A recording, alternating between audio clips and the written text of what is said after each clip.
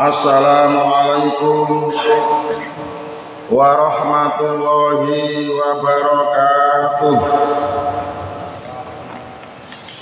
Bismillahirrahmanirrahim. Alhamdulillahilladzi ahyana ba'da ma amatana wa ilaihin nusyur. Wa ba'du an Jabir bin Abdillah qala jaa Rasulullah sallallahu alaihi wasallam ya'uduni wa ana maridun la aqilu fatawadda'a wa sabba wudu'ahu alayya muttafaqun alaihi. Artosipun an Jabir bin Abdillah utawi hadis menika bersumber saking Jabir bin Abdillah. Kala sampun ngocap sapa Jabir bin Abdillah, jaa wis nekani, jaa wis teka sapa Rasulullah sallallahu alaihi wasallam. Ya'udu kang jenguk sapa Rasul menjenguk ni marang ingsun.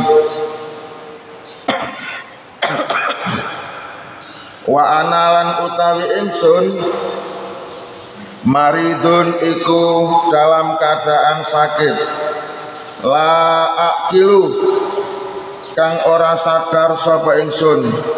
Fatawadda'a monggo wudu sapa Rasul, wasabba lan wis nyiramno sapa Rasul, nyirami wudu'ahu ing bekas air wudunya Rasul disiramno alaya dumateng ingsun. Muttafaqun ten sepakati alaihi ing atase hadis. Hadis bersumber dari Jabir bin Abdullah. Ia berkata, Rasulullah sallallahu alaihi wasallam datang menjengukku ketika aku sedang sakit dan tidak sadarkan diri. Beliau berwudu lalu menyiramkan air wudunya kepadaku. Hadis riwayat Bukhari dan Muslim. Para bapak saudara ibu, hadis menika kula paringi judul, kula paringi tema inggih menika bab kesembuhan dari air wudu Rasulullah sallallahu alaihi wasallam. Hadirin, judul kula wau kanggene kula pribadi termasuk ilmu anyar, ilmu baru, pengetahuan baru. Mungkin kangge sampean juga sama, masih baru.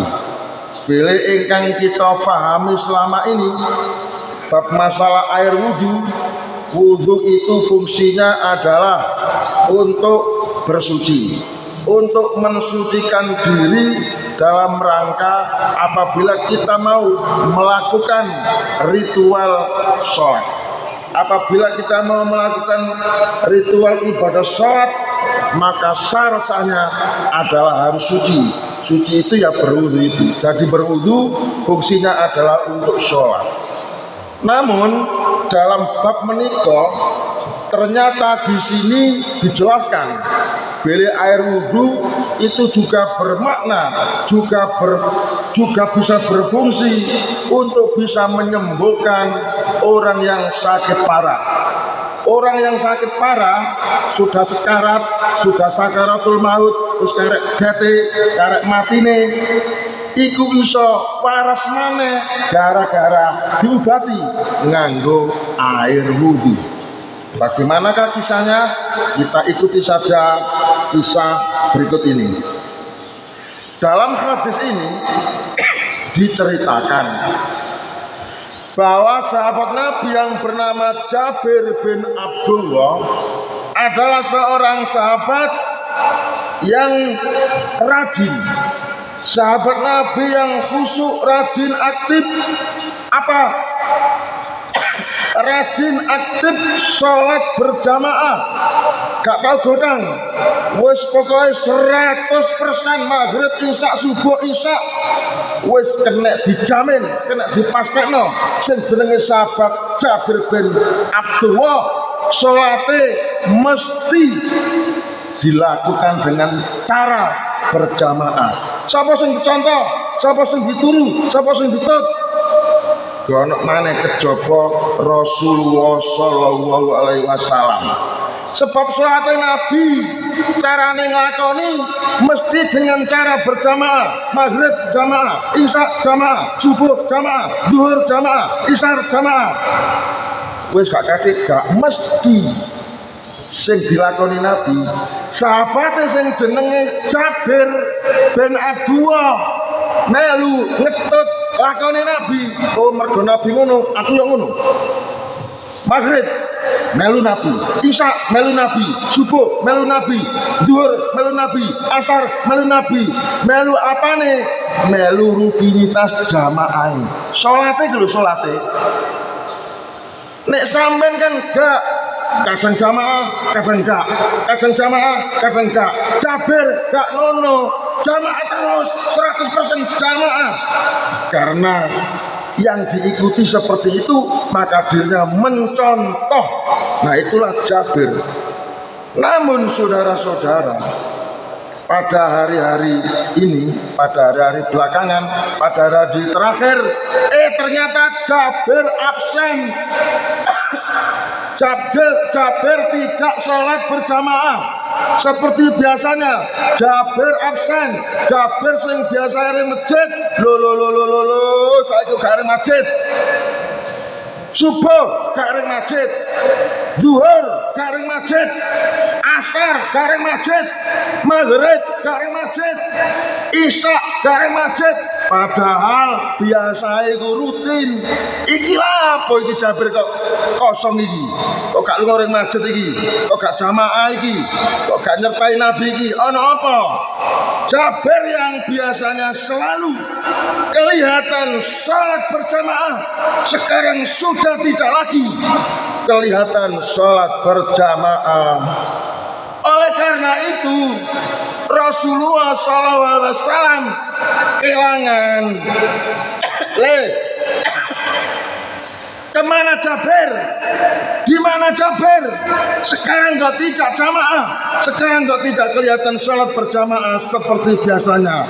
Lu goreng di Jabir iki digeleki mbari Rasulullah. Cara guru ngono kelangan murid, ana murid sing biasa rajin, kok ujug-ujug absen. Ya jelas wae ta kelangan ditakokno. Lalu dikabarkan, wahai Rasulullah, ketahuilah bahwa Jabir hari ini sedang sakit keras dan itulah sebabnya ia tidak bisa mengikuti sholat berjamaah bersama dengan kita. Rasulullah SAW bertanya, sakit apa? Jabir sakit apa? Wahai Rasulullah, Jabir saat ini lagi sakit parah Rasul, saking parahe sampai wis gak eling apa-apa, sudah tidak sadarkan diri, wis gak ero uwong Rasul, wis gak emut, gak sadar, gak eling, digelok sapa wae wis gak ngerti, gak roh. Sudah dibawa berobat kemana? Oh, masalah berobat Rasul sudah dibawa berobat kemana-mana. Sanane dokter, sanane tabib, sanane dukun kabeh wis dicoba, wis diparani, wis diusahi, wis diikhtiari, namun belum sembuh.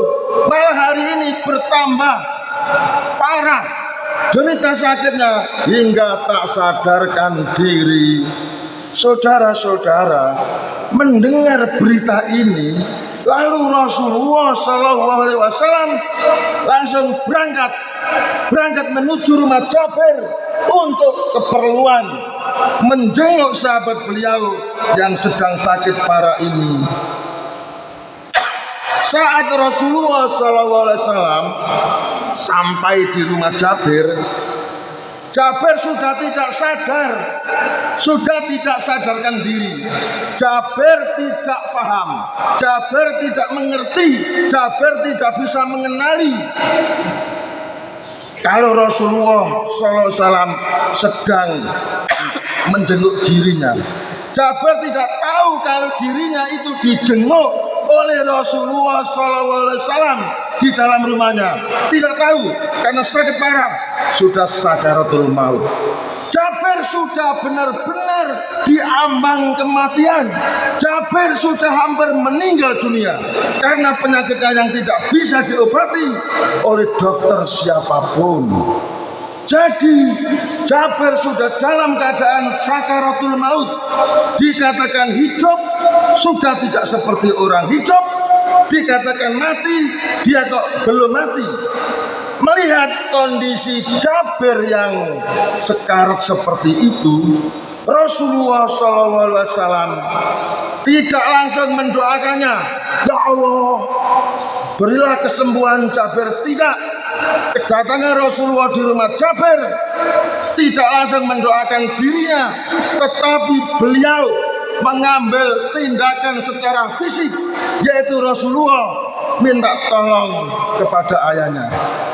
Ayahnya Jabir, wahai ayah Jabir, tolong kami diambilkan air, kata Rasul. Setelah diberi air, lalu air tersebut dibuat berwudu. Rasulullah lalu berwudu dengan air yang sudah disiapkan oleh ayahnya Jabir, berwudu persis di dekatnya Jabir yang lagi tergeletak itu. Setelah selesai berwudu, lalu Rasulullah menyiramkan, menyiramkan sisa air wudhu itu ke tubuh Jabir dengan penuh kasih sayang. Apa yang terjadi? Ini adalah seperti suatu mukjizat, karena yang pelakunya adalah seorang nabi. Seperti ada mukjizat dari Rasulullah SAW. Jabir yang sembujung kaku dalam keadaan sakaratul maut tiba-tiba bisa bergerak. Tiba-tiba kakinya bergerak, tangannya bergerak, matanya terbuka, dan nafasnya mulai berfungsi normal kembali. Lalu Jabir bisa berkata, wahai Rasulullah, loh panjenengan kok berada di sini? Loh panjenengan kok sempat menjenguk kami? Loh panjenengan kok ada di rumah kami? Ya Allah, terima kasih ya Rasul. Air mata mengalir dari pipi sang ayah. Para sahabat yang menyaksikan peristiwa itu takjub dan terharu. Kesembuhan datang bukan dari obat yang mahal, kesembuhan datang bukan dari dokter yang canggih, kesembuhan datang bukan dari dokter spesialis, tetapi kesembuhan datang adalah dari sisa air wudhu Rasulullah SAW. Kesimpulannya, kisah ini bukan sekedar cerita kesembuhan. Ini adalah pelajaran besar bahwa Rasulullah SAW tidak menyembuhkan Jabir dengan kekuatan fisik, melainkan dengan ibadah yang penuh keikhlasan. Berwudu lalu memohon rahmat kepada Allah Subhanahu wa taala dengan cara menyiramkan air wudu kepada Jabir. Kalau begitu berarti wudu bukan hanya untuk bersuci, untuk keperluan sholat. Dalam kisah ini wudu adalah bisa juga berfungsi untuk menjadi obat kesembuhan bagi orang yang sakit. Dengan catatan yang melakukannya harus orang soleh, harus ikhlas, harus penuh keyakinan. Karena Nabi sebagai pelakunya, mungkin kita tidak heran, mungkin itu sebagai mukjizat.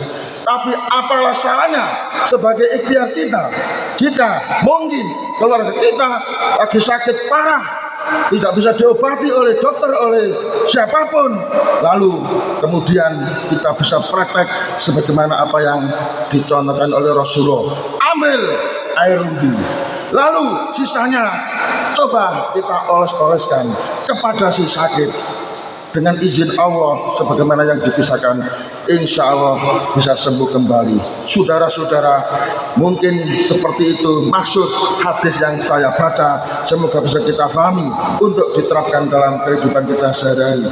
Sekian, terima kasih. Ihdinas siratal mustaqim.